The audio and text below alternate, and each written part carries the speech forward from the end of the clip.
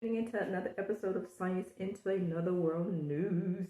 And thanks to all the new subscribers that have subscribed to my channel. I really appreciate it, even though I don't post anything that often anymore like I used to.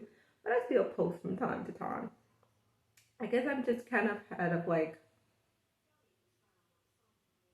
I don't know, maybe just, you know what? The other day Richard was talking about disclosure fatigue on his website, and maybe that's what it is. I'm kind of just like over a little bit over hearing people talk about disclosure, because disclosure is not right around the corner. It's not happening anytime soon from our government or our military or whatever faction of our government that has been covering up the UAP secret for almost 80 some years. So yeah, I guess that's why I really haven't been kind of posting much anyway. So today I thought I would come on and talk about some news that came out a couple of days ago. And I've been seeing people talk about it. Christina Gomez had Jimmy Church on with Richard Dolan. They were talking about it. And who else? Ross Coulthard was talking about it on News Nation. So, and it's about the Kona Blue project that came out through Arrow a couple of days ago. First, I wasn't going to talk about it, but I'm like, I'll just delve a little bit into it. I'm not going to talk too long about it, but anyway. First of all, I'm very curious as to why Arrow is bothered to even share this report with us. I mean, I don't know. I don't know. It just very curious as to why they bothered to share this report. But anyway, I'm going to read a little bit of the report to you. So I'm not going to read the whole report or all the documents because it's like 56 pages. So I'm going to read a little bit and I'll drop a link in the description below so you guys can go and read it yourself. So, okay. So it starts off, and it was the program was actually supposed to be under Homeland Security. So it goes on. This is February the 5th, 2024. The Honorable Catherine H. Hicks, Deputy Secretary of Defense. Dear Dr. Hicks, thank you for your letter on September 28, 2023. The Department of Homeland Security agrees to provide the Department of Defense with documents and relative information associated with Kona Blue. Kona Blue was a DHS prospective special access program terminated on February the 10th, 2012. The following actions were taken. All DHS documents associated with Kona Blue are declassified and approved for public release. The strikeout method was utilized to retain visibility of prior classifications, and redactions were made based on policy and legal review. All pertinent DHS records have been searched and no additional information associated with Kona Blue has been discovered. I appreciate your continued cooperation and support for DHS. Should you wish to discuss this matter further, please do not hesitate to contact me. Sincerely, Christine Kangalo, Acting Deputy Secretary. Then it goes on down to page 2 where there's like a picture of a beach, maybe Hawaii or whatever. I don't know, but they have a picture of a beach. And then it says Kona Blue, DHS Science and Technology, Unacknowledged Wave Prospect Special Access Program. Then it gets down to page 3 where it says Advanced Threat Technology. Project description. This project will investigate, identify, and analyze sensitive information, advanced materials, and technologies to increase the basic knowledge of potential emerging and or disruptive scientific and technical data. This project addresses basic, applied, and advanced research and technology demonstration in order to identify and anticipate threats to the U.S. homeland.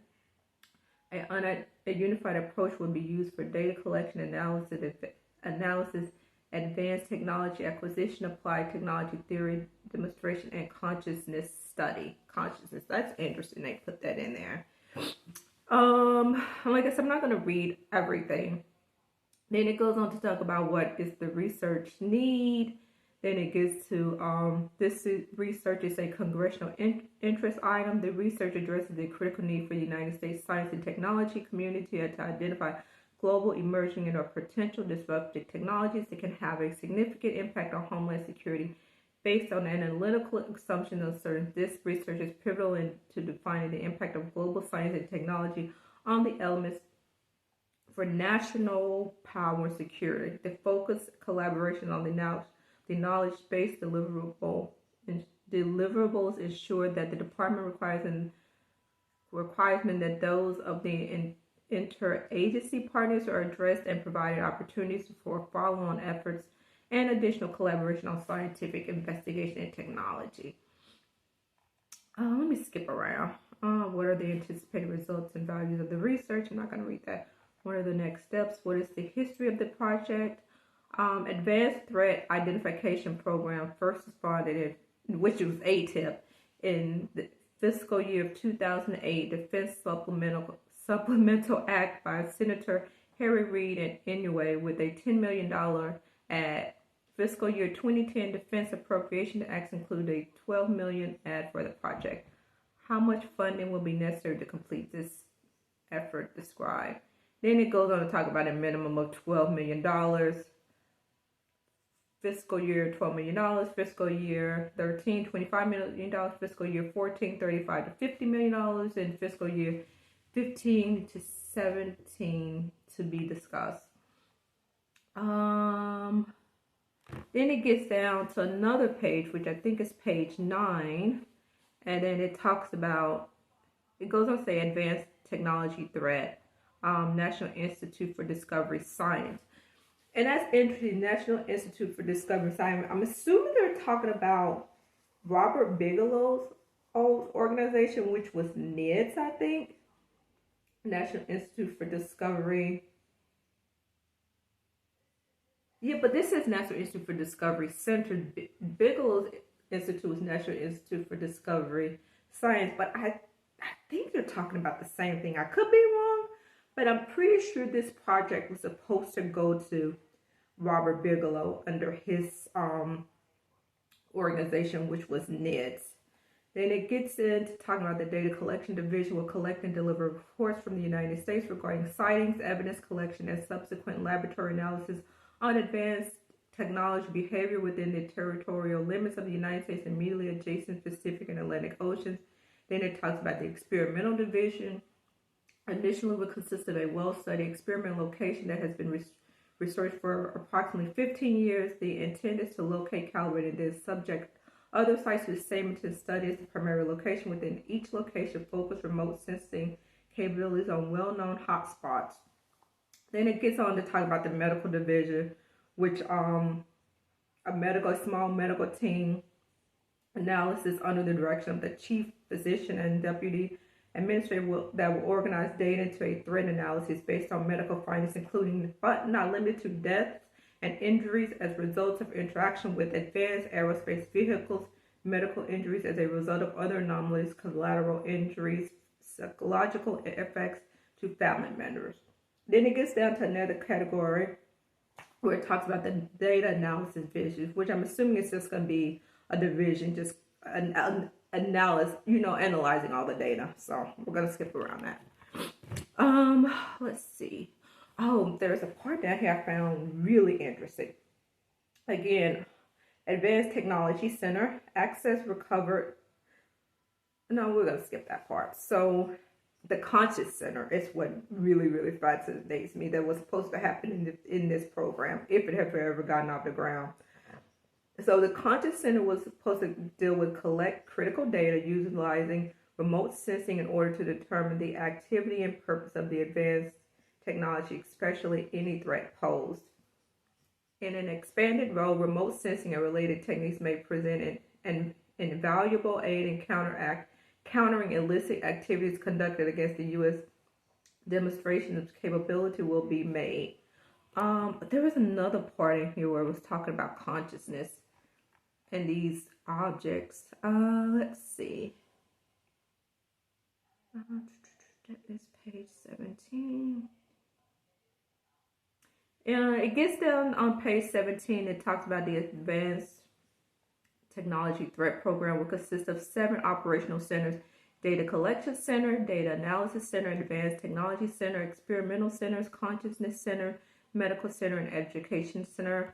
Where is the consciousness? Okay. Consciousness Center expand on remote viewing and remote communication to communicate, retrieve data, and transport access and transport across dimensional space-time barrier. Develop remote viewing countermeasures. Study consciousness interactions with the control of technology. That part right there is very interesting. So this program, Kona Blue, would have gotten off the ground. They were going to have a department that was supposed to study consciousness as in relation to these UAPs and crafts or whatever. I guess trying to see if maybe people who are like psychics or somebody like oh my god, what's that guy's name? Ingo Swan, he's passed away.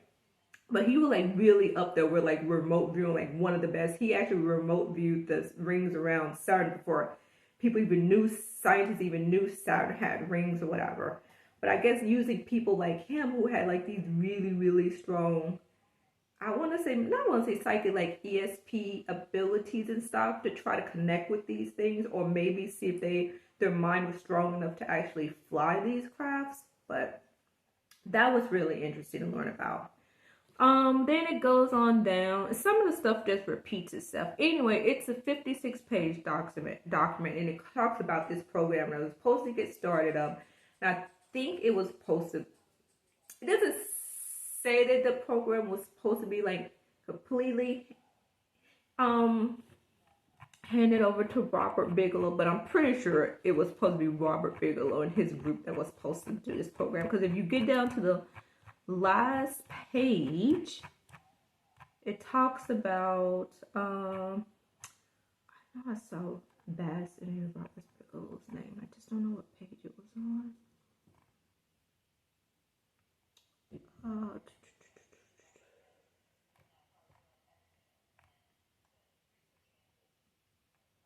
Kona Blue, Sapak. What page was it on? Oh, let's get to, okay, we'll come back to that. Let's get to the pending issues for Kona Blue. Is probably part of the reason why they say it didn't get off the ground. Funding, classified line item in CSO budget. USM has concurred in the need to establish a business administrative staff to handle primarily unacknowledged monies, whatever that is. Issues after funding and approval. Stand up of an off-site program. Personnel, additional FTEs required. SAPOC expects to assign 2 security professionals full-time to support this program. SAPOC has 2 personnel losses in the month of December. 1 additional FTE to support OSA cyber. I have no idea what that means. I definitely saw Robert Bigelow's name on here. I just don't know what page it was on. Random for Special Access Program Oversight Committee, SAPOC, Special Access Program, meeting, no. DIA contract books, no, that's not it.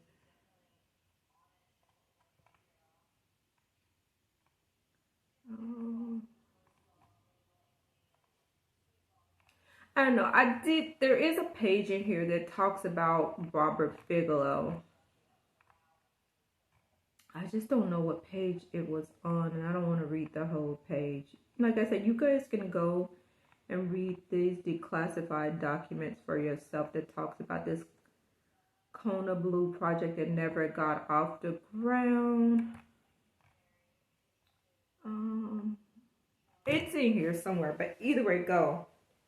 I'm pretty sure this program was supposed to go to Robert Bigelow, but for some reason they claimed it never got off the ground. And it probably never did get off the ground. I mean, programs start up and then for some reason they just don't go through. But even if this program didn't go through, there was another program waiting in the wings to take its place. I guarantee you there is, there's another program out there. Just because this program didn't go through or get off the ground, there was another program that did. There is no way that our government / military doesn't have any programs studying UAPs, especially, I mean, there's been, for me, I know, I can't say with 100% certainty because I don't have any proof that our government has like alien bodies and alien tech, but I'm 99% sure that they do. There's been, if you do your research, there's too much evidence out there pointing towards that there have been crashes and our government has come in and retrieved these alien tech. So there's definitely programs out there that's studying this stuff that has been studied. It goes back to Rush, when he came out June or July of last year, and he talked about these programs. And then you have Bob Lazar, who worked at Esport inside of Area 51, who worked on the sports model. So the programs exist. The programs most definitely exist. Just because this program didn't get off the ground doesn't mean they don't exist. How far along they've gotten into like the consciousness part, who knows? That I would be really, really interested to see. But unfortunately, we ain't gonna never see that because there's no way they're gonna ever release that information. The only reason they released this information is because it never got off the ground. The project never went anywhere, so it's just declassified. So yeah, they're just throwing it out there, they're just feeding us anything. I think let's just put something out there to make these people who study UFOs or whatever, who's into this, like we're on their side, so we're feeding them just a little bit. Maybe this would keep them tidied over or shut them up for a little bit. But this isn't anything because there's nothing in this report that people can do anything with. Give us some real hardcore information. Give us the truth about Roswell being real, even though I definitely believe Roswell happened. Give us the truth about the accident crash. Give us the truth about the Trinity crash that Jacques Vallée and Paula Harris wrote about in their book, Trinity, the Best Kept Secret. Give us the truth. Just say they're here. And yes, they've been here for a while.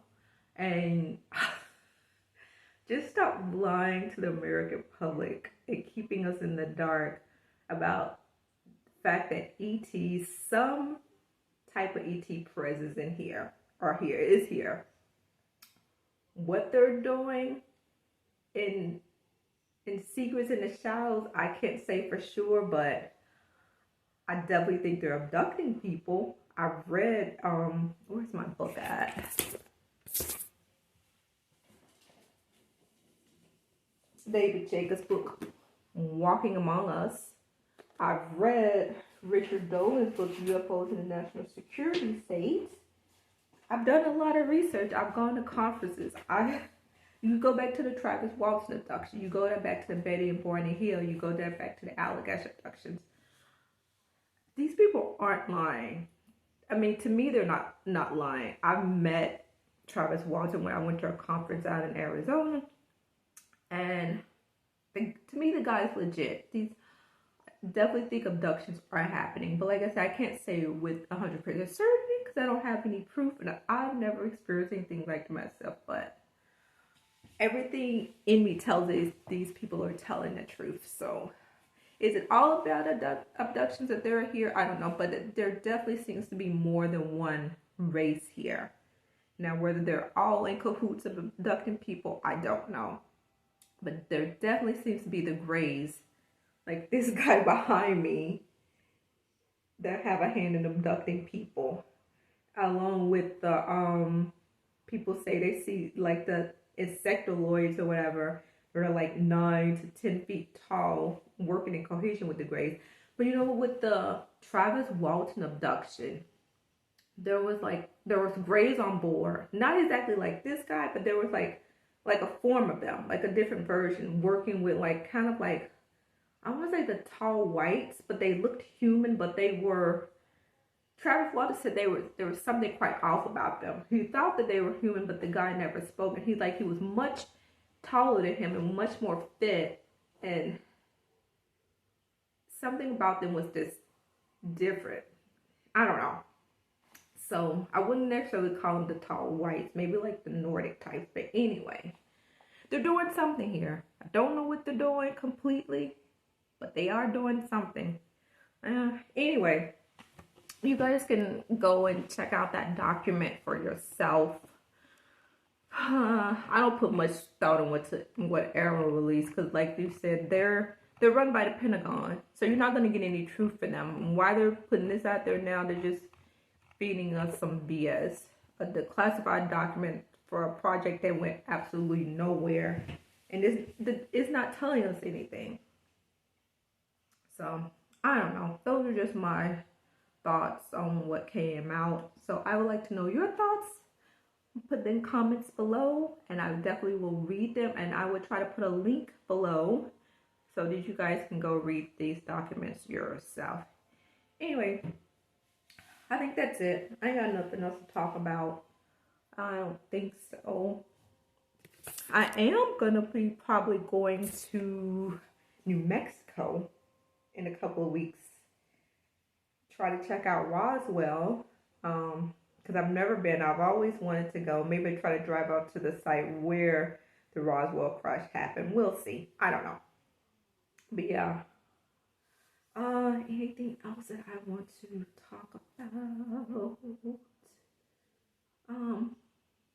No, I guess that's it. That's all I got. So bye for now. Until next time. I'm out.